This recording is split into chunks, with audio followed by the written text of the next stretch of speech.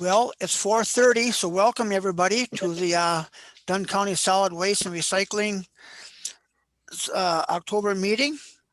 Could Diane please take the roll call? Yes. Supervisor Bjork, Here. Supervisor Lee Now, Yes. Supervisor Mays, Supervisor Rasmussen. Here, former supervisor. Oh, I'm sorry. Thank you. Board Member Rasmussen. After you, Diane. Board Member Hartung. Board Member Johnson. Board Member Smolarek. Here. Board Member Erdman. Board Member Stam. Here. And did somebody just come into the meeting? No, nobody just. Okay, great. Thanks. Okay. Thank you, Diane. Has everybody had a chance to look over the meeting minutes from September 3rd? And if so, would you like to make a motion of those minutes? I'll make a motion to approve the minutes of the Dunn County Solid Waste and Recycling Management Board dated Thursday, September 3rd, 2020. Would there be a second to that motion? Second. Okay. Are there any corrections or additions? All in favor of the minutes as approved or as you presented, please say aye. Aye. Opposed? Okay, they are approved. I think we'll go right to the staff report then. Morgan? Okay. Yep. Should be a real short meeting tonight, everybody. So let's start off with item number 1, referendum Q&A. So just as a recap, if you remember earlier this summer, the board made a motion to support a request for referendum in the amount of $1 million per year for 5 years to support capital infrastructure for the division moving forward. That process was approved all the way up to the county board, and we met the August 25th deadline for that ballot language to be included on the fall ballot. And unfortunately, shortly after that deadline was met in September, when we started winding down the municipal meetings and the discussion about per capita, that is when the municipalities made the decisions to pull out of the RU. So we kind of have a catch-22 situation with regards to the ballot being out there for a program that will no longer exist in 2021. So we've had a bunch of requests to clarify that. I'm going to share my screen with you real quick. On our website, we added a little question here. Why is there a referendum on the November ballot for the Dunn County Solid Waste Recycling Program if the county will not be providing trash or recycling services in 2021? That's the question everybody's asking. If you click on the more information, there's a detailed paragraph or two there about why that situation occurred, like I said, and what people's options are for voting. Now, if for some reason people decide that no matter what, they're going to support this program and they're going to click in support of that, if it passes, the County Board of Supervisors has the option to just not implement that so that it would not hit the tax roll, and that's certainly what they would do in 2021. If for some reason in the future there is significant demand for a county-sponsored solid waste and or recycling program, at that time they could possibly reevaluate whether or not they would implement the levy. But I think it's pretty highly unlikely that the levy will pass, given the fact that we don't have an active program in place in 2021. So we wanted to make sure that was out there. We also have an article in that regard that's going to be going out in the resource newsletter, which will be out the week of October 19th. And that's an item on the agenda I'll talk about a little later. But so we do have outreach out there. We're fielding calls and we're directing people to the website for the answer to that question, and what a good solution will be for them. Sounds good. Election site assets update. I wanted to make everybody aware of where things are going with the RUs, and I have an updated list that I worked through today with Jennifer Semrau from DNR, and I'm just gonna talk through this list real quick so that you all know where everything's at as far as the formation of independent or collective RUs.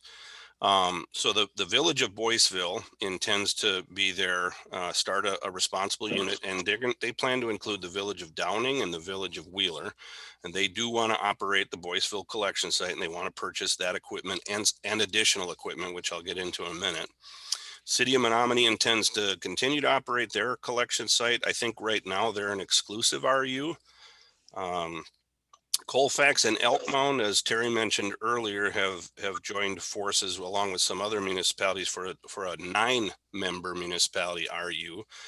The village of Colfax would also have the town of Colfax, town of Otter Creek, town of Grant, town of Tainer, town of Wilson, town of Elk Mound, village of Elk Mound, and town of Springbrook in that 9-member RU.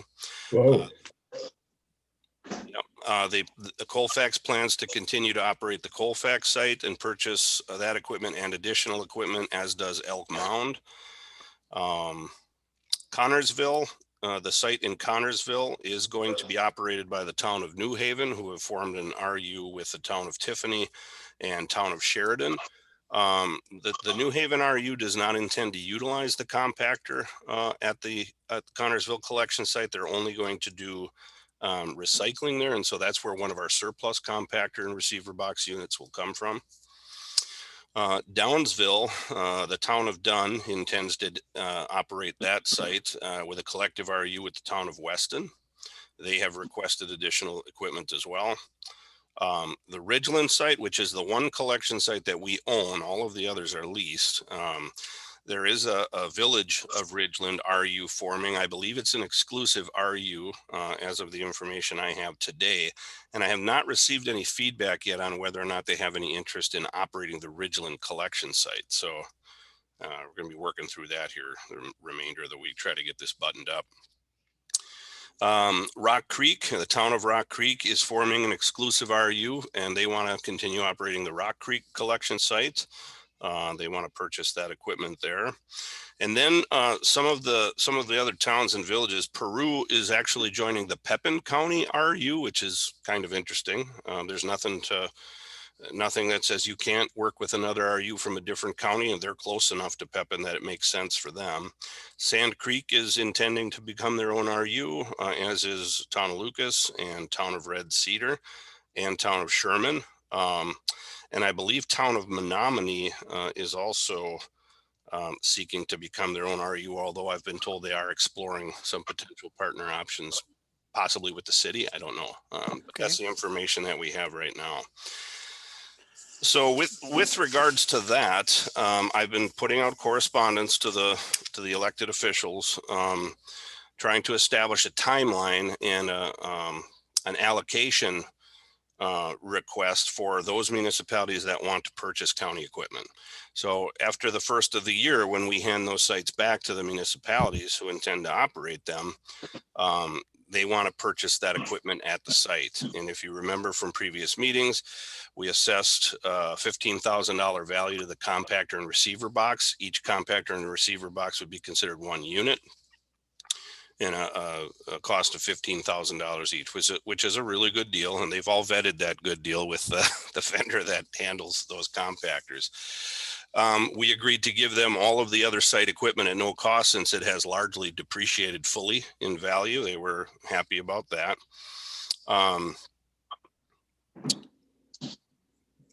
So we have to come up with a system. So there's not enough surplus equipment to go around for all of the people who want it. So Colfax wants an additional compactor. Elk Mound wants an additional compactor. Dunn wants an additional compactor.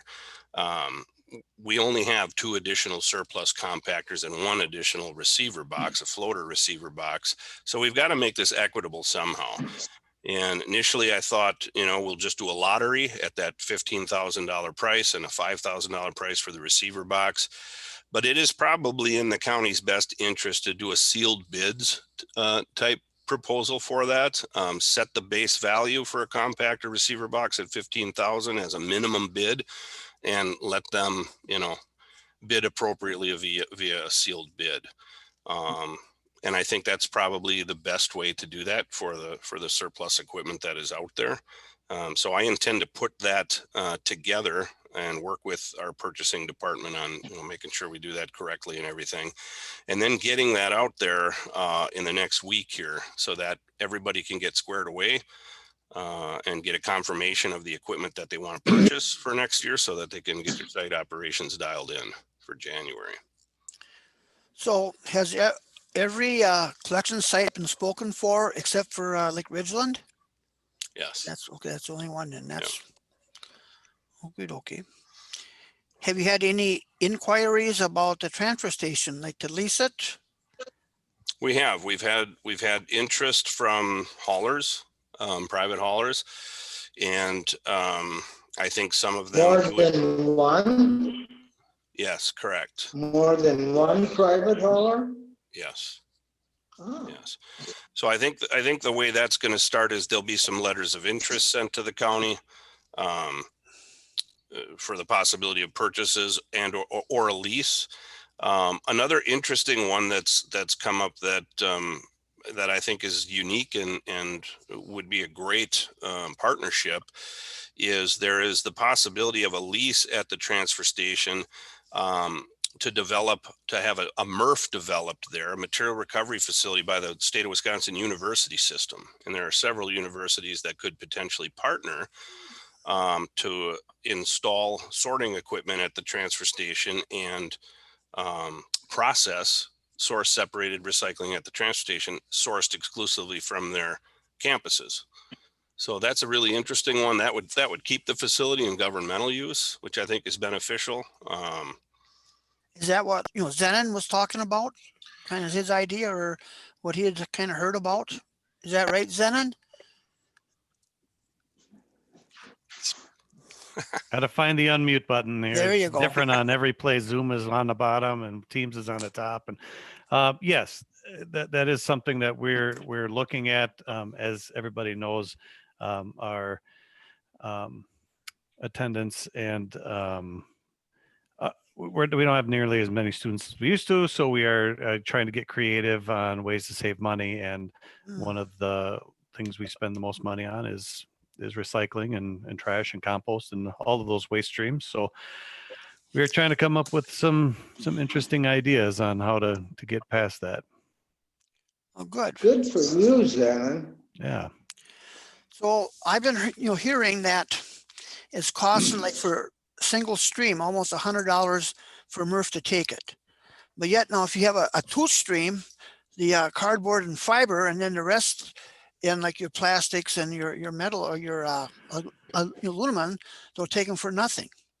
Have you heard that too, or is that an option? Depends on where you take dual stream. Okay. Yep. So some MRFs will take dual stream at no tipping fee. Most places do have tipping fees for it because it helps to support their processing operations. But yes, the costs of commingle continues to be, much above the actual value of the commodities, the payback that you get. So that continues to be a problem, continues to be driving costs up. Value of recycling is still horribly suppressed because of the global challenges that we have. So we're not seeing any light through the clouds yet on that. Prices are definitely staying substantially low. Every time we get a little bit of a pop in something, it seems like it lasts for about a week and then it crashes again the following week. And the markets are so volatile right now too, with all the chaos in the world, and that's not helping the situation at all. So speaking of loads, so at the transfer station, we have an issue with our loader. We blew the turbo in the loader, or the loader blew its own turbo, put it that way. That's a significant fix. We're going to be down for several days, probably 3 to 4 days. We've been down the last day and a half. Recycling is piling up. So we've had to ship 3 loads of fiber to Pierce County, which is a dual stream MRF, and we're shipping that material to them dual stream. We're doing just fiber right now. We're able to keep up with cans and bottles, but we're utilizing the skid steer to load the landfill trailer for trash because the loader's down. We're getting some assistance from another operator in the area, but it is definitely hamstringing our operation there, as it does every time we have any hiccup in any of the systems or processes there. So yeah, we're shipping 3 loads, 2 loads of OCC and 1 load of fiber to Pierce County to alleviate the congestion down there. Now tomorrow with the public drop-off hours, I've been pinging Fabic for a loaner machine, which they're willing to provide if they can find one. Apparently it's really, really tough to find a loaner machine in the area right now. The last time I spoke with our contact there, they had a potential loaner in Wausau. We would have to pay the freight to get it up here. I'd still be happily willing to do that rather than loaning a loader from the highway department and turning those pneumatic tires into pin cushions like we did the last time. Never a good deal to operate a pneumatic tired machine at the transfer station. Just turn the tires into pin cushions with all the sharp objects, the nails and the screws coming in from the construction and demolition, etc. So what we intend to do is I'm still going to follow up with Fabic yet tonight after this meeting and see if we do have that machine en route for tomorrow morning. If we do, obviously we'll be able to maintain all of our dumpsters at the public drop-off and make sure that we're switching those out and emptying those out as we normally do during a shift many times when we're open to the public there. All of the bins are full right now because the loader went down during the time we were going to be emptying the bins. So that's a problem in itself. So the plan for tomorrow is to, if possible, get the loaner machine there. And if so, we can empty those bins. If not, we're going to have to route people directly in through the transfer station, at least those who have sorted recycling, and have them put their material directly in the bunkers. And we'll also put a whole bunch of cardboard gaylords around the facility where people can use as temporary workstations to sort their materials. And then we'll just have to empty those out as needed. So, but talking to the technician today, before I came to the meeting here, I was at the transfer station and talked with him. They had already bolted on $14,000 in parts and the turbo hasn't even arrived yet. So this is a very, very expensive fix. It should be a warranty covered issue. You don't spit a turbo in a loader that regularly. So something definitely probably went wrong. That wasn't our fault, obviously. So all indications note that it should be a warranty covered issue, which is really good news because it's a very, very expensive fix. So Morgan, those loads to Pierce County, was that at no cost, like, just a trucking, or is there a cost for the fiber? So the way that works is we have to find a company with a walking floor trailer that can accommodate that volume of material. And that company is MBI. We work directly with MBI because they are local and they do have those walking floors. So we pay exclusively for that shipping to Pierce County. Pierce County does not charge us a tipping fee to receive it, but they don't pay for it either. Okay. So essentially we are absolutely losing money. Those are things that we make at least a little bit of money on. And we continue to be upside down on everything that we bail because of the market. So when you have to, give it away at a cost, it hurts even more. Even the cardboard is still hurting us? Oh yeah. Yeah. We recently had a bunch of, we had a rebuild done on the baler recently, and a pump was found to be leaking, and they repaired that pump and did the other replacements, put a check valve in. We had a lot of ram creep on the baler to where it wasn't holding pressure. And when the attendants were tying off bales, the ram would creep back several inches and the bale density would obviously expand, and that's a problem. So they put in a check valve for it. And just this past week now that we've been operating the equipment, we've determined that there's an internal pump that is leaking that wasn't caught during the PM. And so because of that internal leak, the ram speed is extremely slow. So as if we need another reason to not be able to produce things in an efficient, quick manner there. That's another one that's hamstringing us now. And the cost of replacing the pump is substantial. So that's just contributing to the congestion down there. So along with the collection site assets update, the RU updates, like I said, I'm going to be sending out a letter to municipalities shortly here to talk about the surplus and the sealed bids proposal. Also going to work with them on timelines for closure and brush grinding. So we've got fall brush grinding coming up. Many of the sites have a pretty substantial pile of brush that needs to be chipped, and we want to work with them on getting in there at the appropriate time. Brush grinding always needs to be done before we get a hard freeze, really, because otherwise, it's really tough on the equipment. So right now we're tentatively planning for a late October, end of October brush grinding event. I'm going to be reaching out to the elected officials and see if that's okay with them, because they will possibly they will possibly receive some brush, in the final month of the year, month or two of the year, that they're going to have to deal with next year on their own. But we'll make sure that we chip everything that we can that's at the sites at the time that the grinder is available, and that mulch will be available depending on what the municipalities wish to do with it. They'll own that mulch. They can decide to give it to residents like we do now. They could potentially sell it to landscapers or whatever they decide to do with it. So, and the other thing is the timelines for closure. So depending on when the municipalities intend to start operations after January 1, we're going to want to be in there and clean everything out that we've done, get all of our materials out of there, make sure all the machinery is emptied out, the storage sheds, all of those considerations, make sure the site is turnkey on January 1. So we may have to discontinue operations maybe the week of right after Christmas there, in between Christmas and New Year's Eve that week. I know it's not good timing for anything with all the holidays in that little time frame there, but we're gonna let the municipalities let us know when they want us out of there, and then we'll make sure that we get all of our materials up. So what kind of like mitigations are we going to have to take at these collection sites from the DNR? Is that an automatic that the ground's got to be tested or wells got to be put in, or just No, the sites will continue in similar use as they always have. And all of these sites, with the exception of just one or two, are built on old landfills. okay? And the sites are leased. So, I think there are a couple of the municipalities looking to into their own insurance costs for insuring the operations at their sites. That may include some limited Testing. environmental liability, possibly.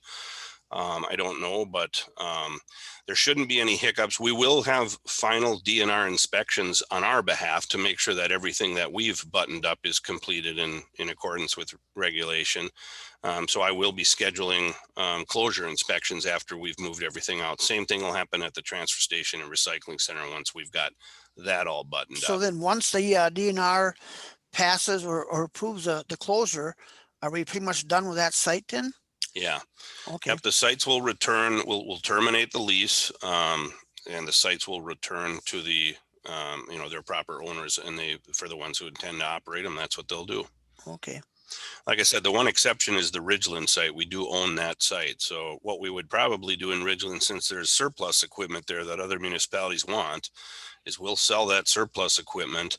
And then we could also sell the land in Ridgeland. I did assess an in rem value basically for that land. I talked with Nick Lang, got his formula for that. So it's not worth a lot, but it's something. It's a good area there right on Highway 25. So it's got a lot of, potential for somebody who would want to do something there. So Okay. any other questions on collection sites, RUs, assets, sealed bids? I'll keep you up to speed as we work through that sealed bid prospect. And then I think at the next board meeting, I'd like you to open those bids probably Okay. at a future board meeting, depending on when we get the bid process completed. So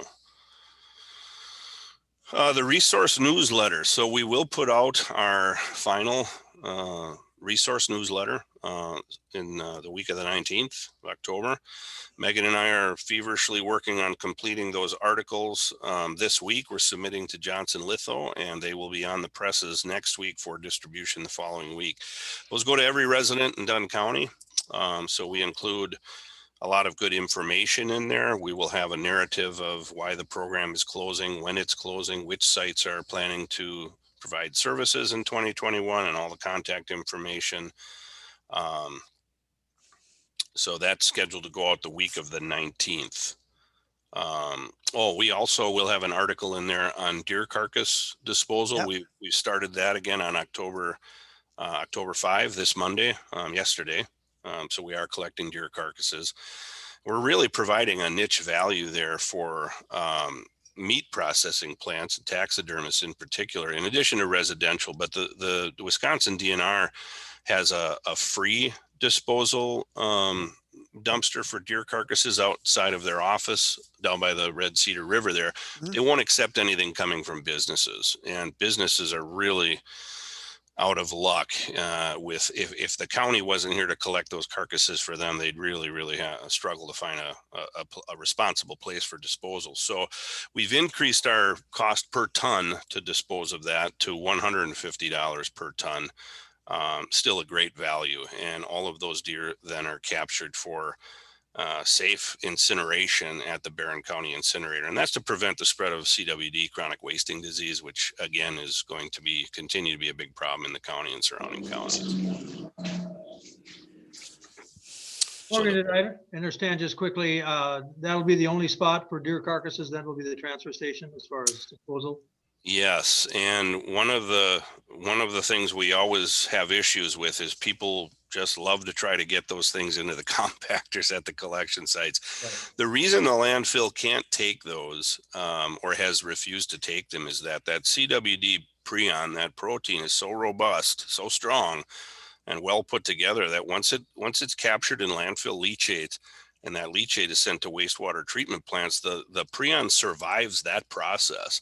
And so then it's either land spread in the solids that are collected from the wastewater treatment, or it's discharged as effluent into aquatic systems, and it's a viable protein still. So it can be taken up by other organisms, deer in particular, and perpetuate that disease. So it's very important to have a responsible collection and disposal program in all of the counties of the state where CWD is active. So I know people are very appreciative of us continuing to offer that program.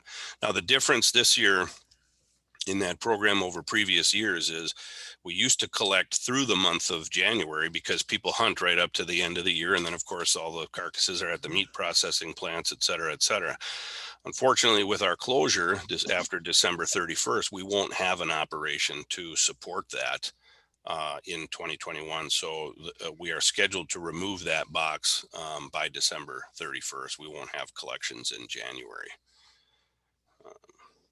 So anybody wishing to find a home for deer carcasses is going to have to find a different solution for January. Okay.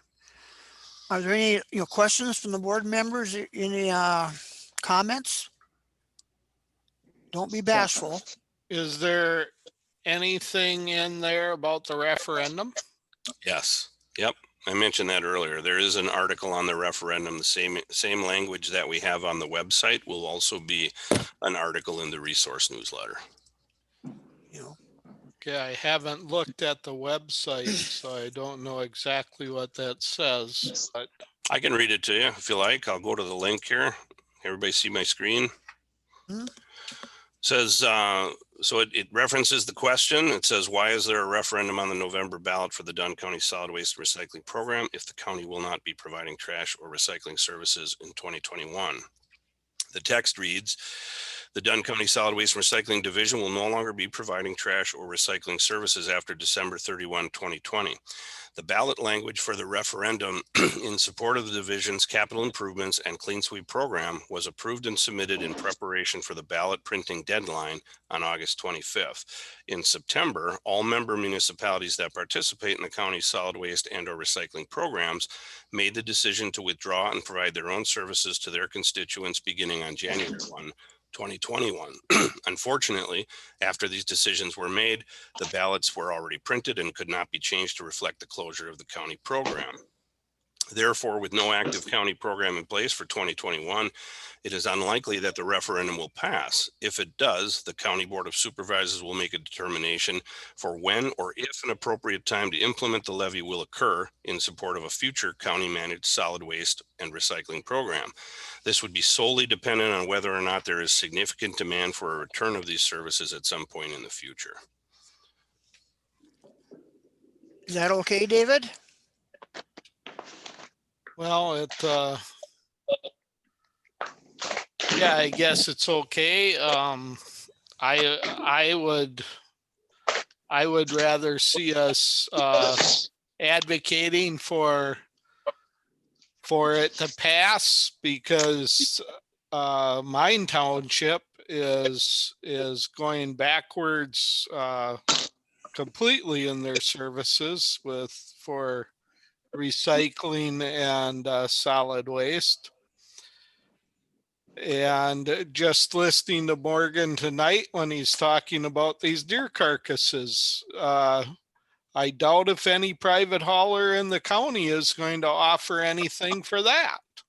So we're going to see deer carcasses in ditches and whatever, in ravines out on the farms. And I know that in our township, we've found a place to get rid of everything that needs to go, but the majority of it is going to have to be driven to Amory if we go with the company that seems to service the northwestern corner of Dunn County. And that's 32 miles from my house. I've driven over there. I toured the place. It's decent.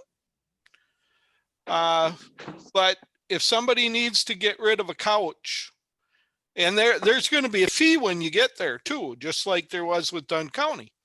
So if you need to get rid of a couch or you need to get rid of a TV, and you're not a person that really believes in recycling and wanting to do it the correct way environmentally, that I can see if you have a ravine out back, that there may be some stuff put into that, or maybe even in a ditch or two. And so I think Dunn County is taking a big step backwards environmentally. I see that from us northern counties. Townships. You know, I don't know if it's going to. Definitely, the counties right close to or the townships right close to the Menominee probably aren't going to be in such a tough position. But I just think the county as a whole would be better off with this program than it would be without it. And even if everybody breaks away, like Morgan's example was that everybody in the township end up with curbside, we could still have a county program. So I realize it's probably nothing we should advocate to pass, but I think it would be better off for a county as a whole if it did pass and we had a county program. So maybe Morgan, you could put something in resource magazine to kind of be more positive on the referendum, or is that I think- already printed? And feel free, Paul or Keith, to correct me, but we have to be very careful on advocating with referendum. I believe we can state what a yes vote would entail and what a no vote would entail as far as what would happen. But Yeah, I we don't have to be believe pretty we black have and white on the way we resources spell that out. to advocate or push people to vote yes. Yeah, I realize that, and that's why I said that that it's probably the right wording. But I wanted to get my 2 cents in because I feel strongly that we're going backwards environmentally in this county. And I would second Dave's comments that we don't know what's going to happen over the next couple of years, but it's very possible that people will have buyer's remorse on this. Many of them already do. I still think you can kind of like look at that couple paragraphs and maybe do a little word smithing, and yet not be totally advocating for it, but just put a little bit different spin on it. Was still kind of black and white, just a little more. I did vet the language. I Okay, I made sure that other people put eyes on it so that we wouldn't be treading that thin line between advocating and And I okay, think it's printed already, Gary, so okay. it's too late for that. Oh, it's not printed No. already? no, the resource, we're not getting the data to the printer until Friday of this week, Thursday or Friday. So we can Well, change it. Could we have something in there that a yes vote means that the county could bring this program back In the future, in the future, and a no vote means that it would go away forever, basically? We could add language like that. You know, that's not advocating. Yeah, Truthful it's statement. pretty much black and white, you know. I mean, can do that. something that I don't know. It just seems like I've talked to some of the other town chairs, or quite a few of them, and there's a lot of stuff, just like you mentioned, the carcasses, that it's going to be tough to get rid of, and the people are going to have to make an effort, a big effort to recycle that stuff correctly, a lot bigger effort than they have in the past. Let's put it that way. The problem is you don't know what you got until it's gone. Exactly. Yeah, good point. I've heard that in a song. I heard that, me too.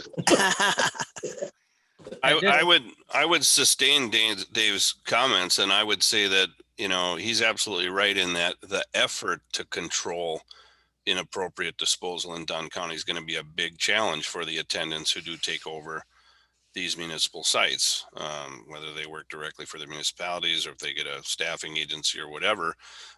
You really have to have that stewardship training and the wherewithal to stop that non-landfill material from getting in your compactors. And it's a struggle.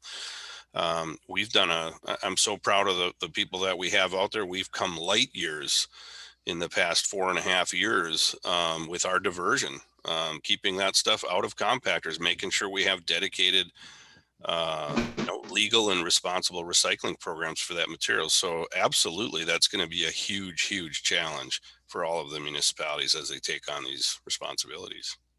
And it's going to be a challenge for the county highway department as the town highway, keeping the ditches clean. Definitely. So Morgan, would you want to comment to the board a little bit about maybe making some of the attendants like limited term employees? Would that be appropriate or not? It's not on the agenda. What I can say is that we are working on a program, which would be a limited term employee program. I probably don't think it's appropriate to talk about it just yet, but rest assured that we're working on a solution to make sure that our sites are adequately staffed throughout the end of the year. And that's been a big problem. We've had a lot of closures due to lack of staffing. We've got to find a fix to that. And I think the best way to do that would be to hire limited term employees that are under our direct management. Are there any other comments from the board members? I'd just like to say maybe on our next scheduled meeting is maybe have a little something on the agenda of the future use of the transfer station. Just a little more discussion and get a little more opinions from the board members of what they'd like to see done with it or not done with it, or lease, sold, or just stay empty for a while. So at least get some feedback from the board members. Yeah, we do have some meetings tentatively planned for later this month with some of the interested parties. So okay, I'll definitely have some additional news to share at the next meeting. Okay. Are there any other suggestions for future topics on the agenda for November 10th that you'd like to see addressed? Well, if there's no other comments or no other discussion, thank you everybody for coming, but we are adjourned. Thank you very much. Have a good night. Thank you, Gary. Have a good night, everybody. Yep.